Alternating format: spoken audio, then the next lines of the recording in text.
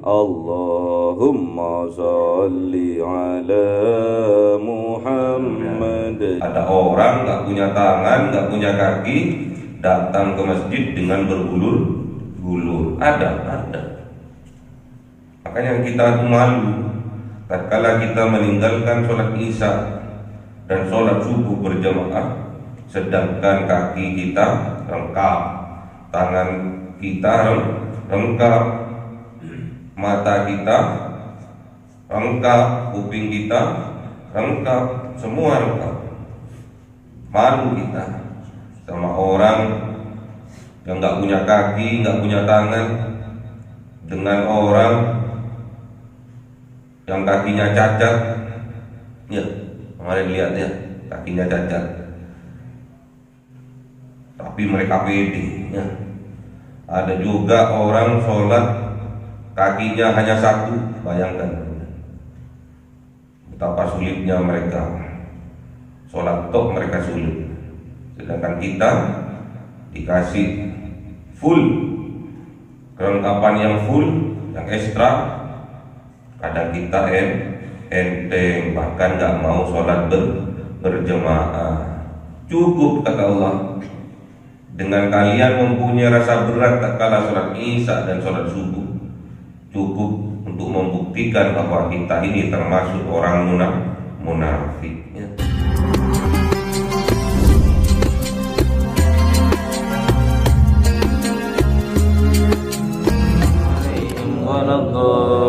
Amin. Bismillahirrahmanirrahim. Alhamdulillahirabbil alamin wassalatu wassalamu ala sayyidina Muhammadin nabiyil ummi wa ala alihi wa sahbihi ajma'in. Amin. Wa barik bima razaqtana wa ja'al mahbuban fi qulubi ibadika wa azizan wa yudhim wa ja'al wajha fid dunya wal akhirati wa minal muqarrabin katsiran nawali ya hasan al fi'ali ya qa'ima bil zawali mawdi' bil midal barakal hamdul minnatu wa syurufu ala kulli halin. Allahumma akrimna bi nuril fahmi wal hifdi warzuqni al hikmah wa ilhamal malaikatil muqarrabin wa amalan maqbulan bil laili wan nahari ya arhamar rahimin. Rabbana atina fid dunya hasanatan wa fil akhirati hasanatan wa qina adzaban nar. Subhana rabbika rabbil izzati amma yasifun wa salamun alal mursalin walhamdulillahi rabbil alamin. Bi sirril Fatihah. A'udzu billahi minasy syaithanir rajim. Bismillahirrahmanirrahim.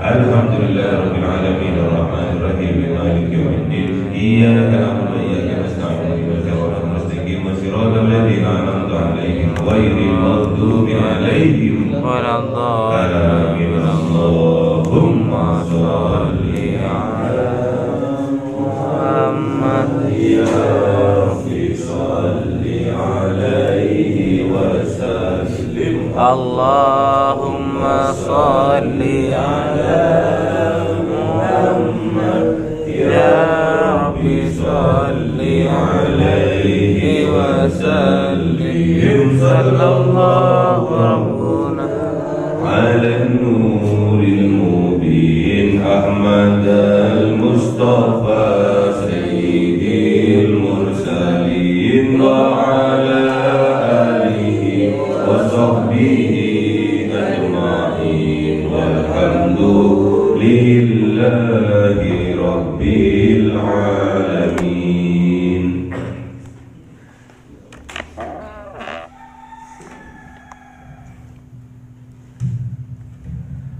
Kalamun qadimul la yumallu sama'uhu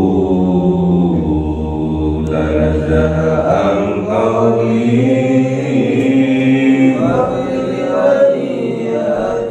bihi astafi min kulli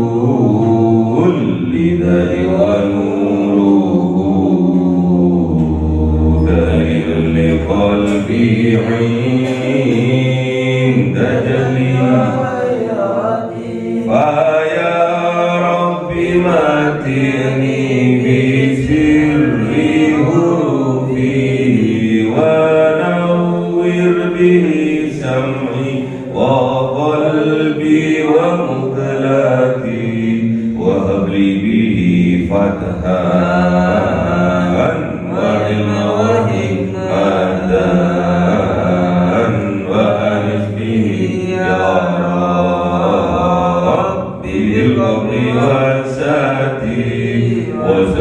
وسلم كل يوم وليلة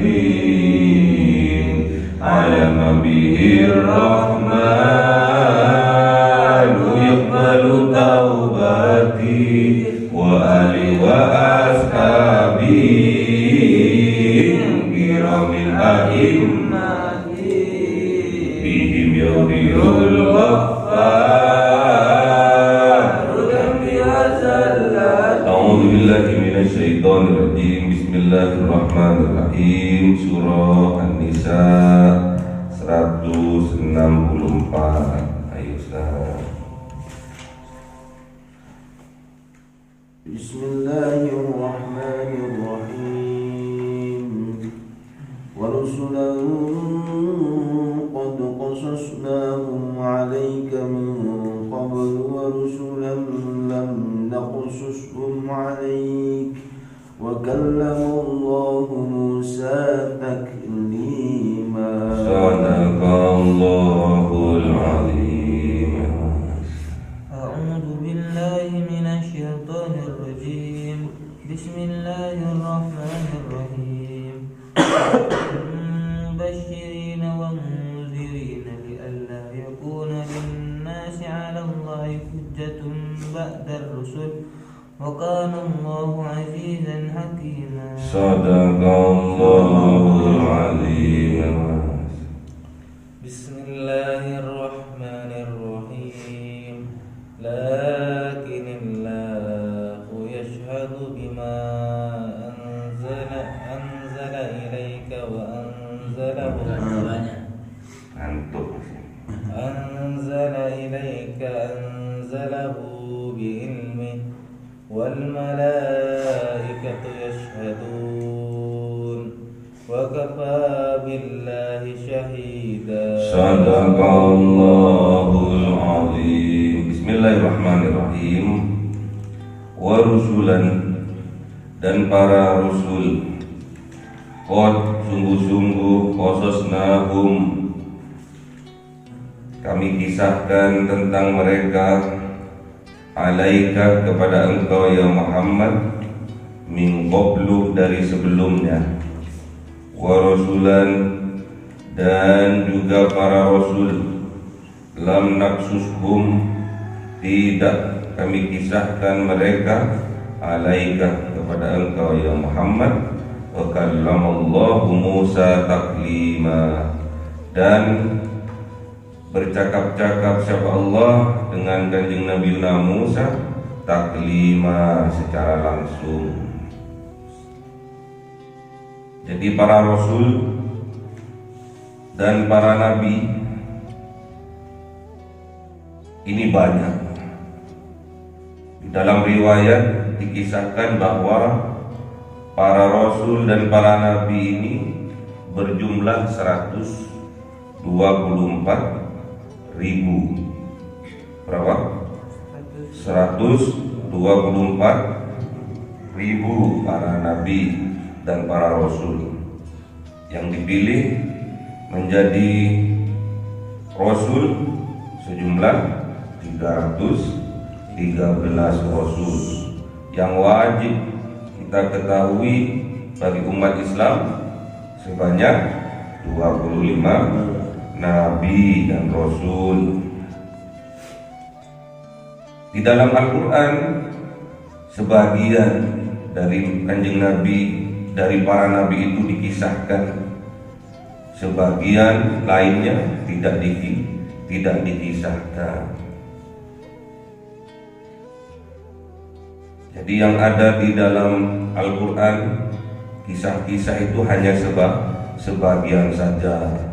Ada kisahnya kanjeng Nabi Adam alaihissalam turun dari surga, yang awalnya hidup enak di surga, turun gara-gara tidak mengindahkan perintahnya Allah Subhanahu wa taala, kalah dengan rayuannya setan. Siapa yang kalah? Istri istrinya. Kalau kanjeng Nabi Musa, kanjeng Nabi Adam kuat ya. Setan menggoda kanjeng Nabi Adam kuat, tapi tak kalah setan melalui istrinya menggoda Adam itu kebanyakan gak kuat, apalagi subuh-subuhnya, apalagi di waktu subuh diuji para suami melalui para istrinya.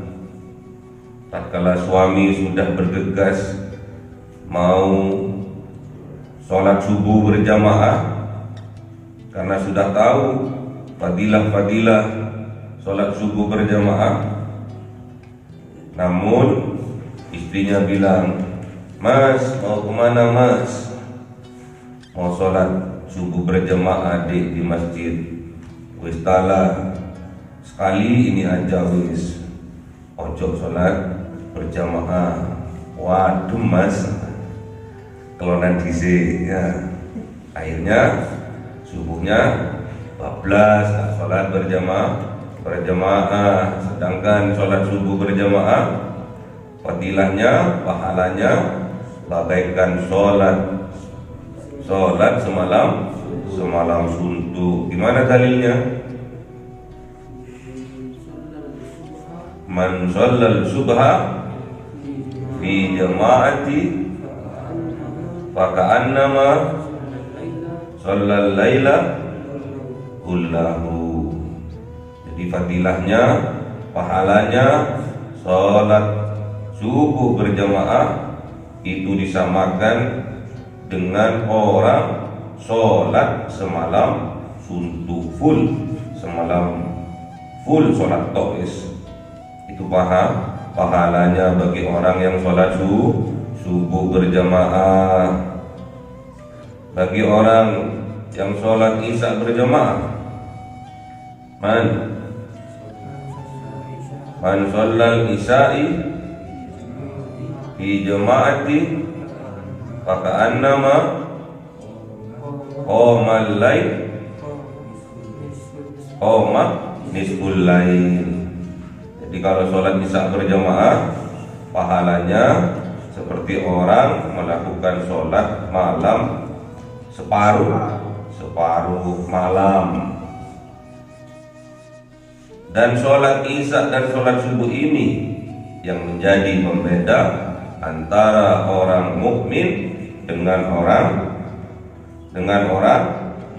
munafik. Gimana dalilnya? Gimana dalilnya?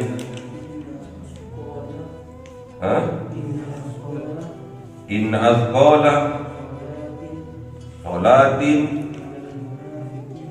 alal munafiqina sholatul isya'i wa sholatul fajri walau, bukan walau walau ya'lamuna ma fihima la atauhuma walau haqwan. Kalau bagi orang munafik, sholat yang terberat itu adalah sholat isya dan sholat fajr atau sholat subuh. Seandainya mereka tahu fadilah, pahala dari sholat isya dan sholat subuh, maka mereka orang munafik itu akan mendatangi sholat isya dan sholat subuh walaupun dengan cara merangkak. Ini bukan cuma diapal toh ini, tapi harus betul-betul dipraktekkan. Bayangkan sampean, ada orang nggak punya tangan, nggak punya kaki, datang ke masjid dengan berbulur-bulur. Ada.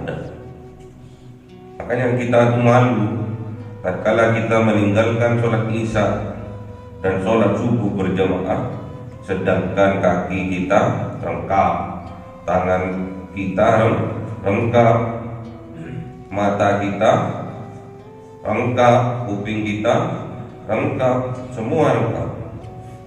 Malu kita sama orang yang nggak punya kaki, nggak punya tangan, dengan orang yang kakinya cacat. Ya, kemarin lihat ya, kakinya cacat, tapi mereka pede. Ya. Ada juga orang sholat kakinya hanya satu, bayangkan betapa sulitnya mereka sholat tok, mereka sulit. Sedangkan kita dikasih full, kelengkapan yang full, yang ekstra. Kadang kita enteng, bahkan nggak mau sholat berjemaah. Cukup kata Allah, dengan kalian mempunyai rasa berat tak kala sholat isya dan sholat subuh, cukup untuk membuktikan bahwa kita ini termasuk orang munafik. Ya. Makanya jangan sekali-sekali ada di dalam hati kita rasa enggan untuk sholat, terutama sholat berjamaah. Ya. Malu kita. Ada orang buta dituntun sama cucunya datang ke masjid. Ada orang buta dituntun sama anaknya datang ke masjid untuk sholat berjamaah karena mereka sadar bahwa hidup mereka tidak akan kekal selamanya di dunia. Tinggal beberapa hari saja sih. 1 tahun itu berapa hari? 365 hari, kan cuma beberapa hari ya. Tinggal beberapa hari sih. Kemarin kita bertemu, kemarin dia masih bisa mijetin, sekarang sudah meninggal ya. Sudah 7 hariannya, entar lagi 40 hariannya. 3 tahun loh, cuma 1000 hari ya. 3 tahun loh, cuma 1000 harinya. Makanya kita jangan sampai ada rasa di dalam jiwa kita malesnya untuk menghadiri sholat berjamaah. Waktu kita sebentar, harus kita sadari itu. Jangan sampai kita lalai karena kita lebih mementingkan gemerlapnya dunia. Ya, syukuri kita atas jasad kita yang sempurna, karena asal usulnya sholat yang 5 waktu sama dengan asal usulnya kejadian manusia. Di mana dalilnya?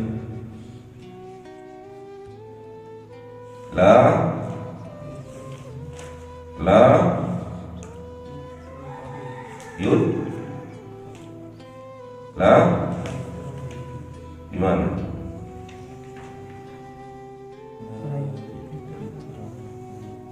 Mana? Oh, dibalik-balik. Gimana?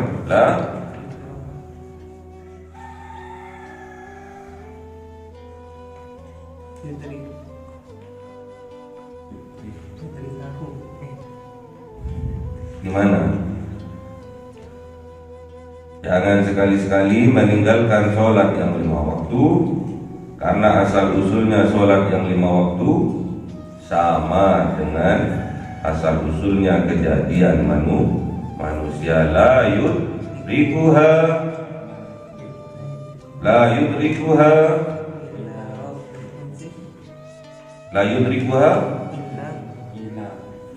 ila waqtil khamsi wa asluhu sawa'un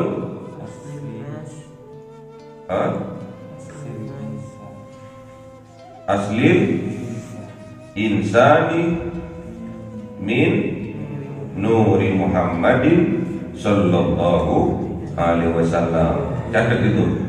La yudrikuha ila waqtil khamsi wa asluhu sawa'un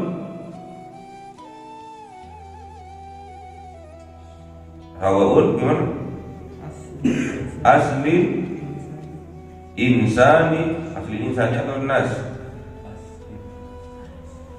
Asli insan. Insan. Nas sama insan.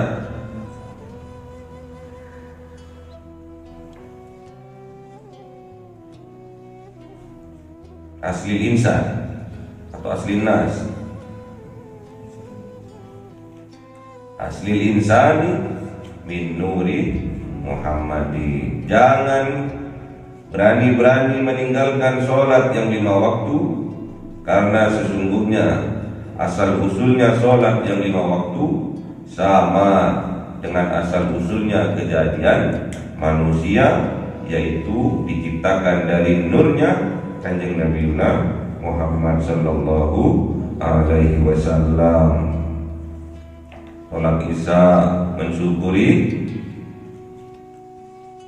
sholat Isya mensyukuri mata 2, kuping 2. Sholat Maghrib mensyukuri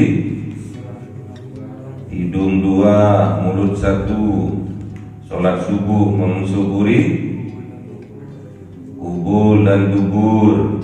Sholat duhur mensyukuri tangan 2, kaki 2. Sholat asar mensyukuri sholat asar bahu 2, tiger, dada, jadi 4. Jadi ada alasannya, karena sholat itu sudah ditentukan waktunya. Inna sholata kanat alal mu'minina kitabam mauquta. Waktunya sudah tertulis, sudah termaktub. Di mana? Di jasad kita, ya. Makanya syukuri. Kalau kita nggak sholat duhur, berarti kita tidak mensyukuri punya tangan 2 dan kaki 2. Pastinya sering kena asam urat, ya. Sholat asar tidak mensyukuri punya pelikat 2, teger dan dada sampai ke perut. Maghrib hidung 2, mulut 1, ya. Isya mata 2, kuping 2. Subuh kubur dan kubur. Makanya banyak orang kena ambeien, ya. Ambeien, ada orang kena prostat, ada orang kena lagi kencing manis karena jarang sholat subuh, ya. Ada usus buntu karena jarang sholat subuh, bahkan nggak sama sekali, ya. Jadi ada kisah para rasul yang diceritakan oleh Allah kepada Kanjeng Nabi Muhammad melalui Al-Quran. Ada juga kisah para rasul yang tidak dikisahkan oleh Allah kepada Kanjeng Nabi Muhammad. Wa kalamallahu Musa takliman. Ini ditegaskan bahwa Allah bercakap-cakap Allah dengan Kanjeng Nabi Musa takliman secara langsung, namun bercakap-cakapnya Kanjeng Nabi Musa masih terhijab dengan hijaban 70.000 hijab. Walaupun bisa berkata-kata, walaupun bisa berbicara dengan Allah, Kanjeng Nabi Musa dengan kemakrifatannya itu masih terhijab 70.000 hijab. Sedangkan umatnya Kanjeng Nabi Muhammad tidak ada hijab tatkala dia melaksanakan puasa di bulan suci Ramadan. Pas mau berbuka, hijab antara Allah dan hamba yang sedang berpuasa diangkat, gak ada hijab belas. Makanya tatkala sampean berpuasa, tatkala berbuka puasa, jangan lewatkan waktu itu, karena waktu itu adalah waktu yang istijabah, tidak akan ditolak oleh Allah tatkala berdoa, tatkala puasa sampai ia berbuka puasa. Ada 3 golongan yang tidak ditolak oleh Allah tatkala berdoa. Siapa saja? Di mana hadisnya? Thalathatun la turaddu da'watuhum al-imamul adli wasiyamu hatta yuftiru da'watul mazlum. Jadi ada 3 yang tidak ditolak tatkala mereka berdoa. Yang pertama adalah imam yang adil, pemimpin yang adil, pemimpin pokoknya dari rumah, RT, RW, lurah, camat, bupati, wali kota, gubernur sampai presiden. Selama pemimpin itu adil, doanya diistijabah oleh Allah, tidak ditolaknya.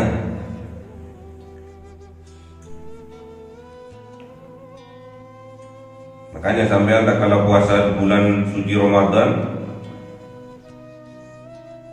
sebelum berbuka sampai berdoa dulu ya. Karena ada sebagian hadis menyatakan bahwa asyamu hina itu pada saat berbuka, hina yuftir. Tatkala kita mau berbuka itu hijab antara dirinya dengan Allah diangkat. Makanya berdoa, ya Allah, semoga saya punya ilmu laduni terajarinya. Ya Allah, semoga aku jadi orang kaya yang dermawan gitu. Berdoa seperti itu. Tapi nunggu 1 tahun lagi ya. Apa tugasnya Rasul? Rusulan mubassirina wa mundirina. Tugasnya para Rasul adalah memberi kabar gembira bahwa besok di yaumil qiyamah adanya surga, wa mundirina, dan besok di neraka, dan besok di yaumil qiyamah ada peringatan berbentuk api neraka. Jadi tugasnya Rasul ini adalah pemberi kabar gembira dan pemberi peringatan. Apa tugasnya? Rusulam mubassirina wa mundirina. Tugasnya para Rasul yaitu memberi kabar gembira bahwa besok di yaumil qiyamah adanya surga. Dan juga tugasnya para Rasul wa mundirina, dan memberi peringatan bahwa besok di yaumil qiyamah ada siksa api neraka. Itu tugasnya Rasul, hanya memberi peringatan dan memberi kabar gembira, tidak untuk memberi petunjuk. Siapapun nggak bisa memberi petunjuk, walaupun Nabi, walaupun Rasul. Yang memberi petunjuk yaitu Allah. Gimana ayatnya?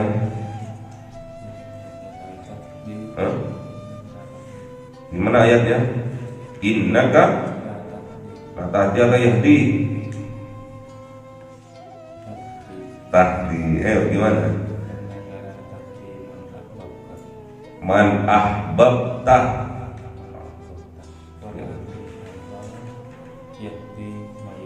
Mayesa. Gimana? Gimana jawab? Innakala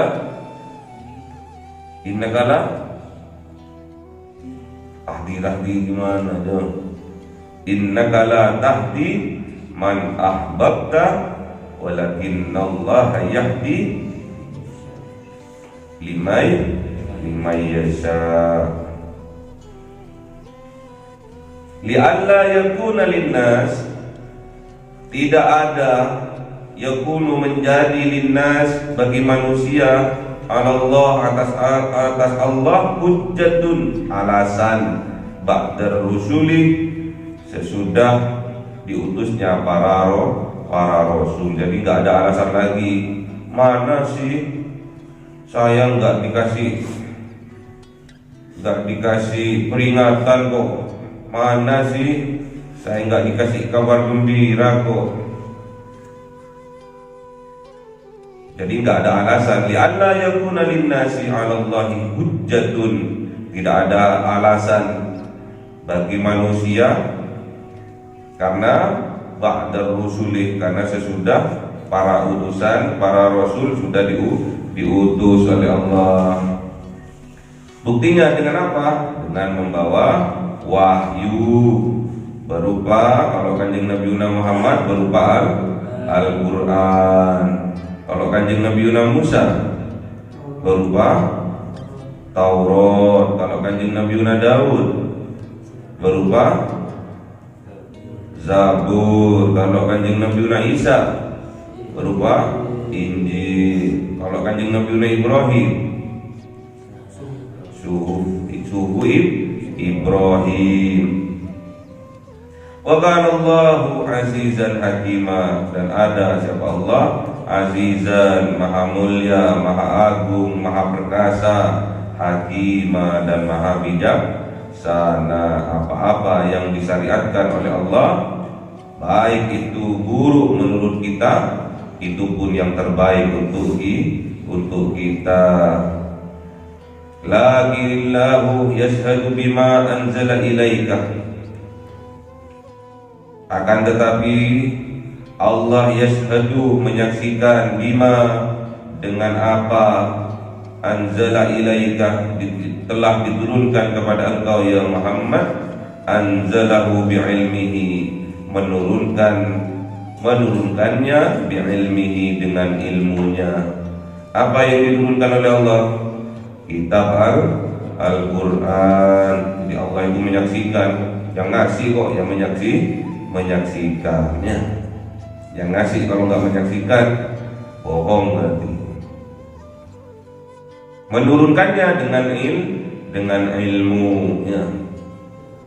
Wal malaikatu yashhadun, dan para malaikat juga menjadi saksi mereka. Wa kafa billahi syahida, dan cukup Allah, dan cukup dengan Allah syahida, sebagai saksi. Jadi Allah itu menyaksikan apa yang kita perbuat, karena Allah itu maha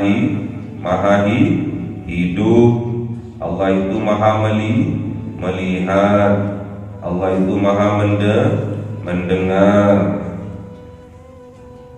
Allah itu maha mengetahui, Allah itu maha ghafur, maha pengampun, Allah itu maha hakim, bijaksana.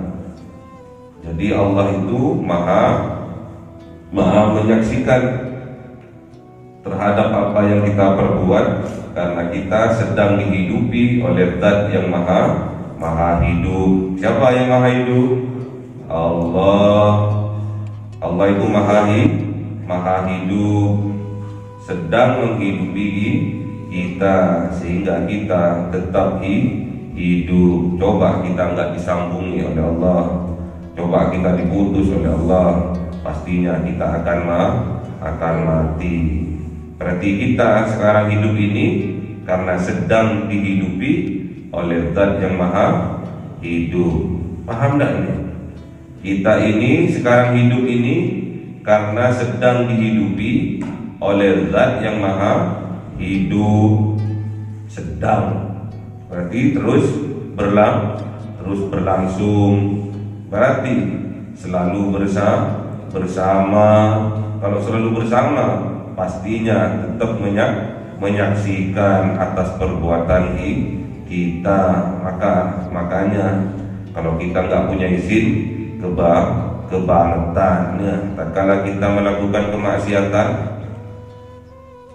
Allah sedang bersama kita, sedang menghidupi kita. Paham tak ini? Makanya sampean ini dulu, tak kala bermaksiat kok kok nggak izin, kok nggak tahu malu? Karena Allah sedang menghidupi kita. Masa kita hidup dibuat untuk bermaksiat?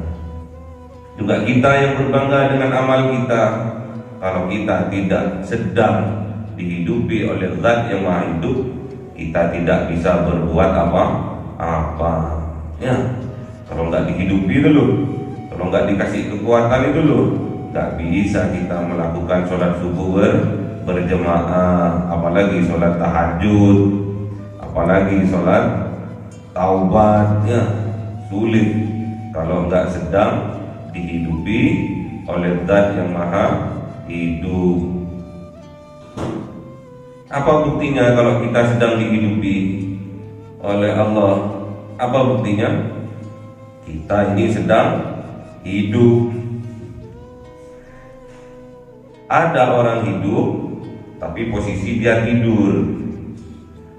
Ada orang hidup tapi posisinya sedang tidur. Ruhnya di mana itu?